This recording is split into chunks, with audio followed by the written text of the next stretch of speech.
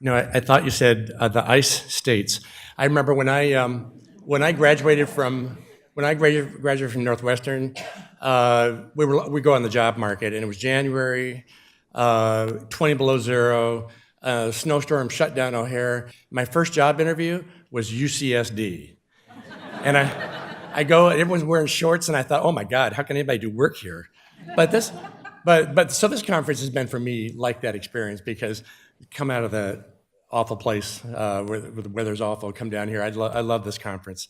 So anyway, long story short, we're in a good spot. The future, things are really good, and better than you could have said a while ago. And I know that when times are good and everyone's sort of figuring it out and optimistic, we economists know we're supposed to be a little more careful. But honestly, because nothing goes on forever. But when I think about things, it's very hard to find things that rhyme with events in the past that sort of caused problems. Once we got back to full employment, it's invariably, we just don't stay there. But I think it's important to sort of figure out, is it really time that determines what the future looks like, or is it really more things have to happen that sort of throw us off? So quickly, just one quick thing. I think I got to tell you this because I think people wonder, how can you be how can you be optimistic at a time like this when there's so much partisan rancor, when there's these geopolitical things going on all around the world, North Korea's nuclear threat, ISIS, Putin annexes Crimea, and at a time when our own economy, we got fiscal disarray for much of the last couple decades, and when the economy has kind of slowed down and it's generating all this pessimism about we're stuck in a swamp of secular stagnation. I got to tell you, we economists have learned over the years, and looking at our history, we've learned that if you're really trying to figure out where the economy is going, it's got a life of its own. The economy is not partisan.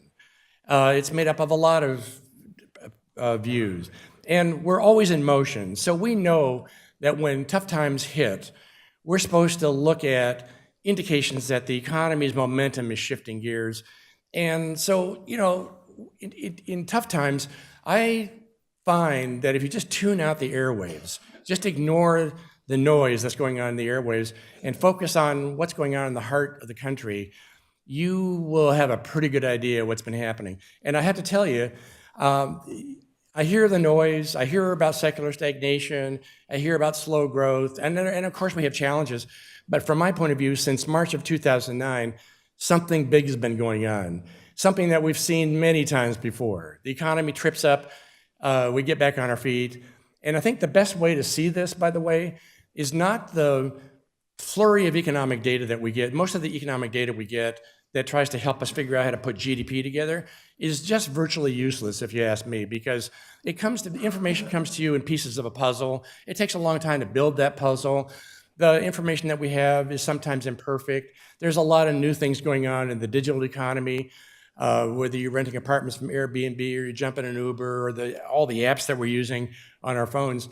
There's stuff that's going on that is not getting fully captured in our metrics. But the real problem is knowing the growth of the economy is not really, it's only half the story. You need to know, how are we doing relative to our speed limit? And the reason I show this picture everywhere I go, I claim that, long story short, if I were only allowed to look at one piece of information about the US economy, this would be the information I want. And if you only allowed me to look at two pieces of information about the economy, this would be the two. I don't really care about anything else. And the reason is the following. What I'm showing you is the number of people who file for unemployment benefits. We all belong to the unemployment insurance system. So what that means is, everywhere in the country, wherever you are, if you lose a job, you go file for unemployment benefit, and I see you the next week. So every Thursday morning, the first thing I do, the only information I really care about, if you're trying to figure out what's going on right now, I wake up and I look to see what the applications for unemployment benefits are doing. And the beauty of this information is, by the way, it's staying low, 220. The beauty of this information is that it's timely, Every Thursday morning, you get to see what happened across America, in every corner of America, small businesses, big businesses, Monroe, Louisiana, Irvine, LA, New York, doesn't matter, wherever you are. If you lose a job, I see you. It's comprehensive information because it's telling you what's happening to the whole economy, not just a piece of the economy. And it's accurate because it's the actual count of what people are doing. And honestly, despite what I've been hearing for, and all the stuff that's scary, a lot of things that have been happening that are scary, you look at this trend and what you've been noticing is what we economists know, looking at our history. Bad stuff happened, 2008 and 9, and then we began to get on our feet. And this trend has been improving. And finally, people are starting to kind of wake up to, well, yeah, maybe things are doing okay. And that's the thing that I like it most about this information is knowing the growth of the economy has turned out to be not everything you need because our speed limits are changing. This information doesn't care about that. It tells you how are we doing relative to our potential. And that's why it's been so valuable. And I think, I would expect now is if the economy sort of settles into a groove, we would expect to see this trend settling out, moving out. Now, two things I want to focus on. There's two questions that I want to add, that you're going to be hearing more about. Everybody's sort of recognizing the economy's doing fine. We're back on our feet, and now we got all this stuff going on that's pushing the economy. Going to be providing a lot of energy for the next couple of years, and my community is now beginning to wonder: is there a risk of overheating? Are we really just pouring fuel on a fire? That's one issue. I think not, but there's a lot of people that think this is the danger we got to worry about. And the other thing is, here we are, we've been recovering for 9 years, we're kind of back to full employment.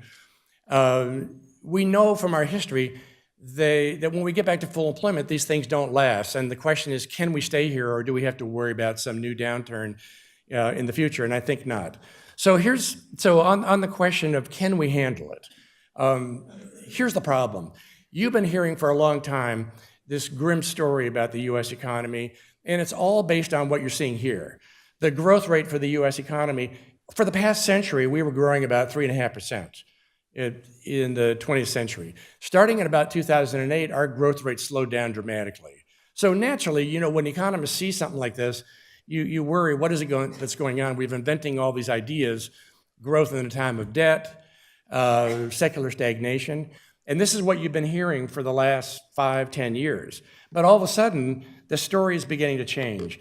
And it's changing because despite this slow growth, we're noticing that the labor market is actually improving. The US economy is getting back to full employment. And the thing that we look to figure that out is we look at the unemployment rate here. And what you've noticed is the unemployment rate is back down to very low levels. And this is why the conversation's changing. It's why people have now shifted away from, maybe we're stuck in a slow growth track to, we're doing all these things to sort of get the economy moving faster. Can we really handle it if our economy if unemployment's back to 4%? I think one thing is worth noting for you: how do you reconcile this slow growth with an economy that got back on its feet? We've known about this for a long time, but we never really talked about it as macroeconomists because we've never had to. But what's going on here is all about demographics, something that we knew about since 1947, by the way. It's about the baby boom generation that's moving into retirement. So in the last 10 years, we've had up to 20 million people turning 50s and 60 and beyond. And all that, how that translates into what's going on, why does that enable an economy to get back on its feet when you have slow growth? The working age population has slowed down from about 200,000 a month until about 2008. And depending on which age group you look at, the working age population has slowed down really dramatically to about 75,000 to 100,000 a month. And that's driving the labor force down. So what it's telling you is we don't need to grow as rapidly as we're used to thinking because our labor force is not growing as rapidly. And that's how you connect the dots. The only reason we were a little slow to connect the dots for you, because in the past, we've never, as macroeconomists, had to think much about immigration, about demographics, because when our economy was strong, coming back, a lot of jobs out there, we would tend to get a lot of immigration, and that's not been happening. And that's the reason why we were kind of slow to recognize what's going on. Now here's Here's the worry. People now say, okay, fine, we've been slow, but we're kind of back to full employment. And by the way, the demographics makes it seem like we don't have the capacity to grow that rapidly. So the question is, if we're trying to make America great, and we're doing all these things that are pushing, bringing new energy to the economy, do we have the capacity to do that without just creating more inflation? And these are the things that we're all thinking about.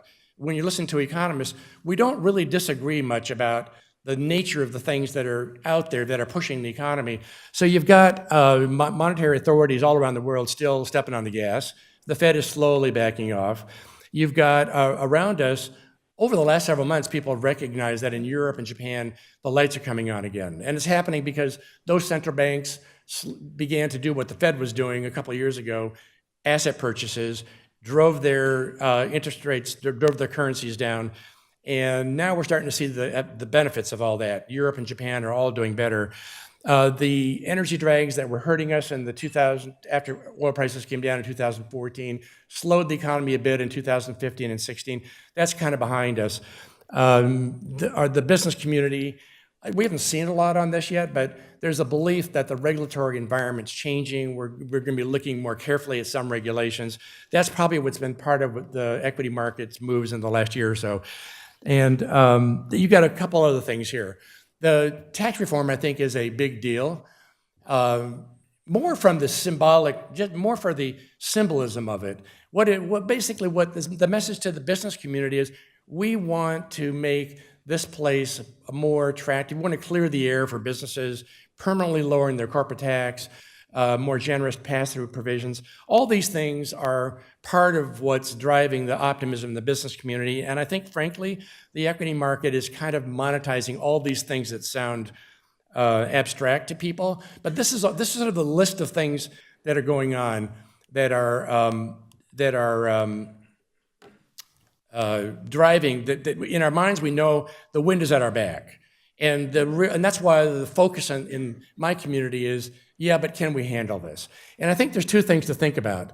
Part of the problem is that economists, we look at the unemployment rate, you take it at face value, it's very low, and you think to yourself, well, there's just no way, there's nobody else left out there to get a job. I think the problem is the labor market, there's been some unusual things happening in the labor market in the last decade.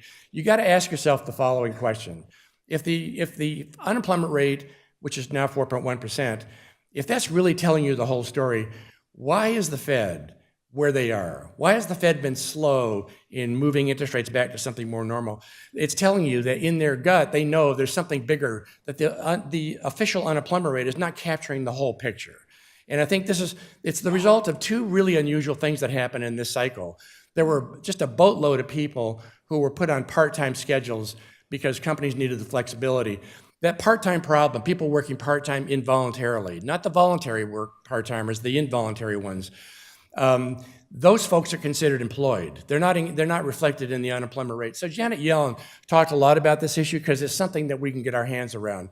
And what I'm doing on this picture is trying to show you a couple different metrics of unemployment to leave the impression that you really don't want to take the official unemployment rate at face value. It's very useful, it's a good starting point, but there's more unemployment, hidden unemployment out there than we've been seeing in this whole recession. The part-time problem is reflected in the second line above on the picture. That was very severe. And the way I look at this is I look at the excess number of part-timers, assuming they're working half-time, and you can sort of translate that into what would the unemployment metric look like if you had something that was apples to apples comparable. The other population that is more difficult to figure out is the population of young adults that came out of school, couldn't find jobs, and they just disappeared. Where'd they go? They went back to school. And what happened is kids came out, realized that a college degree is not necessarily a guarantee of a job. And you want to be aware of this population because we know, so I was an owner of one, that you don't, if you disappeared, and I know you're not in the job market, I know you didn't find a way to go to retirement. You're doing something else and you will be back. And what's happened, by being aware of that problem, it makes you realize there was a bigger unemployment problem out there than you think. And what we've seen is 3 million young people who vanished from the job market in 2008. is slowly coming back down. It's down to about 1.5 million people that are not in. And I make that calculation based on labor force participation of people by age. So basically, the gist of this is to say that unemployment is a useful piece of information, but you always want to, when you don't see the inflation problems and the wage pressures that you expect to see when you see unemployment coming down, we and those folks at the Fed look deeper behind the scenes to try to figure out what might be going on. And what happened to young people today is a really a unique kind of phenomenon. I think it's because young people have unemployment insurance, by the way, parents.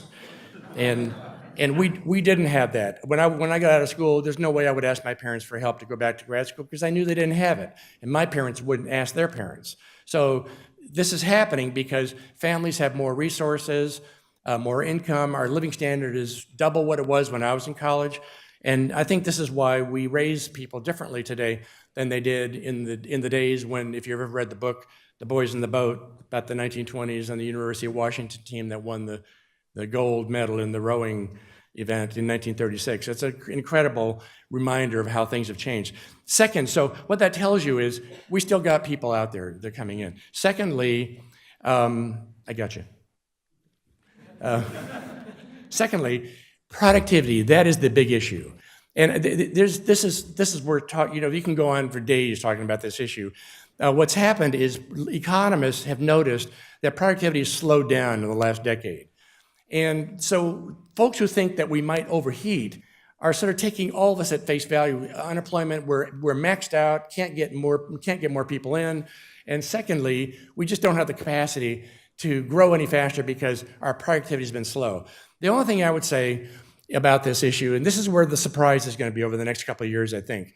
In my mind, the only good thing about getting older as an economist is that you've had more time to make mistakes. And for me, I've lived through two productivity moments, 1970s, 1990s.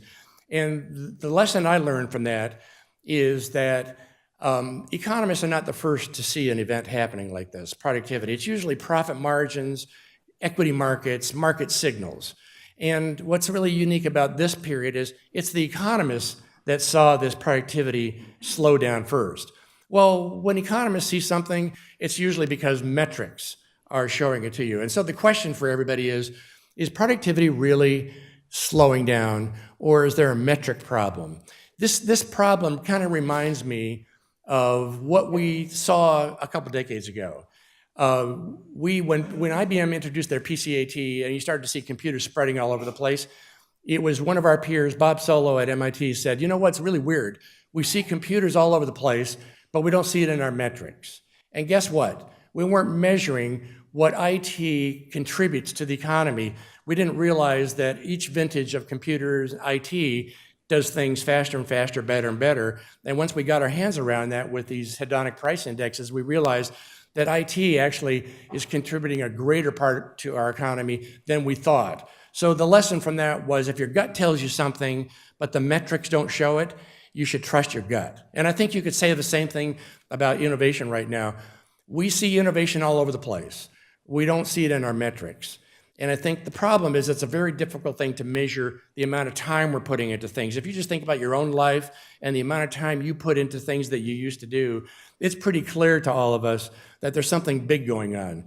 And with AI and autonomous technology, and I just spent a week last week in Amazon Go's shop, that you're looking at the future. It's stunning to me what's coming in virtual reality and what you can do. So I think what we're going to find out here is although productivity growth has been slow for the last decade, we're going to find out that when you do things to make the economy move faster, it's going to move faster and it's going to show up more in productivity. Like we saw in 2008, by the way, you see that productivity level that jumped. When we get into trouble and we need to sort of survive, you figure out how to do more with what you got. So I think this is the other piece that diffuses the worry about overheating. So the second question, just a couple comments on it. The worry, here we are, wrapping up 9 years of recovery. If you look at our history books, they tell you these things don't last that long, 6 to 9 years. And so, your history books tell you should be a little cautious. The problem is when you look at those moments in the past when the economy gets back to on its feet, there's two things that happen. The things that cause trouble. The economy comes roaring back, inflation problems all over the place, the Fed has to step on the brakes. It's real hard to see that problem in front of us. We've got the mystery is why has inflation been so tame? The other thing that usually is the trouble when you look at the last cycle, the one before that, the one before that, it's always about financial excesses. And it's often the residential real estate sector, which is very interest sensitive, that reacts to what the Fed's doing. We look around and we just don't see those kinds of imbalances. There's nothing out there that I see that rhymes with times the kind of things that throw you off course in the past. So, the point is, bad things will happen. Things like are always happening. And when you get back to full employment and everyone's optimistic, you tend to be a little more vulnerable. But frankly, I think there's a lot of good stuff going on. And I think there's every reason to believe that now that we've gotten back on our feet, we're going to settle into a more sustained growth. And we got the wind at our back. And there's a lot going on, not only here in the US, but around us. The places where half the world's population lives want what we have. And that is driving a tremendous momentum in the world around us. And in the last 10 years, I've noticed my clients, everybody wants to be involved in Asia because they realize that's where a lot of consumer markets and new consumer opportunities are going to be. So in my mind, we're in a really sweet spot. Now that we've gotten out of the hole that we got ourselves into and everybody else into, and we've got inflation well behaved, we've got massive innovation going on all around us, and hungry people around the world that want what we have. That's just really hard to be pessimistic when you sort of see that backdrop in the setting. So that's my story, and I'm sticking with it. Thank you.